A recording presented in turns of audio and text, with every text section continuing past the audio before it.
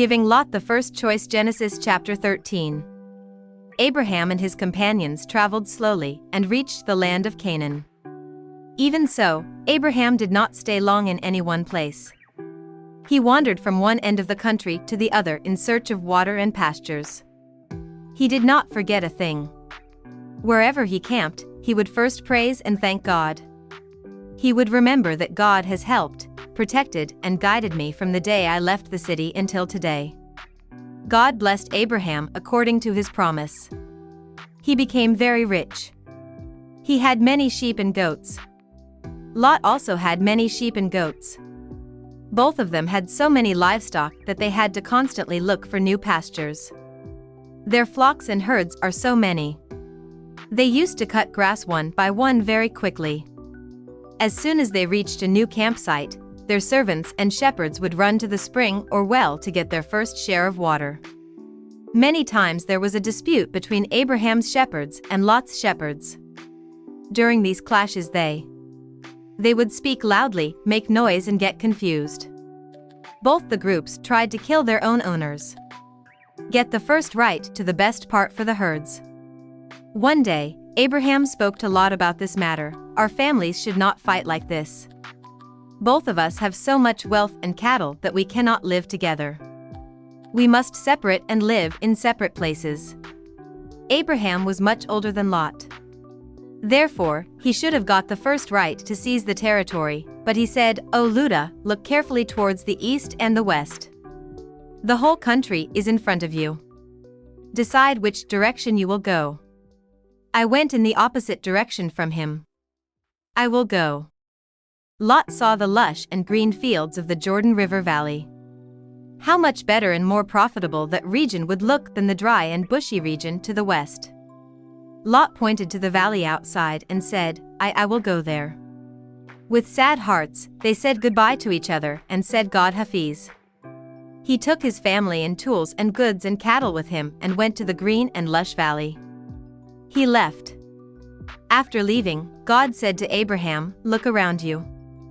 I will give the land that you see to your descendants forever.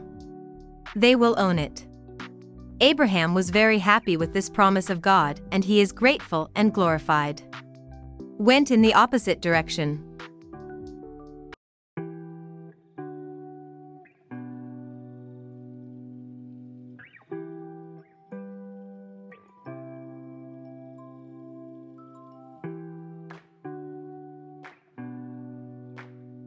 God's promise. Genesis chapters 14 to 15. Lot chose Sodom in the middle of the war in the green field of Sardan, in the hill country, in the city of Sodom. He left his uncle to live in poverty and hardship. Despite choosing the best area, Lot soon became trapped. One of the chiefs of the neighboring chiefs attacked and took away Ta and his family along with the people there. When it became cloudy, he hurriedly took out his clothes and left Lot.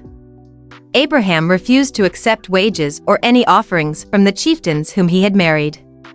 But God once again said to Abraham, the group of servants spoke and said, he and his wife Sarah wished they were childless.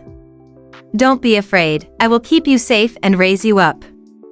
Abram did not want wealth, nor did we want to have our own child, because until now he asked God without negative. Wealth will come in handy? I have no son to inherit my wealth. A legacy. An inheritance. Sarah and I are now too old to hope to be blessed. But I have a slave of mine to inherit. God said, "Come out and look at the sky." Abraham's cool and pleasant wind came. It is known to have children. In the night. Clear and can count the stars in the sky. God asked, "What are these stars?" "I promise that your descendants will be as numerous as the stars of the sky." Counted. I am God who brought me out of others. I. Forever yours. I will be the God of your generation. I will give you and Sarah a son. And I will give this country as an inheritance to his children and descendants. Abraham believed God's promises with all his heart. Believe that God will fulfill them. God is drunk that Abraham is my faith. Abraham believed in me.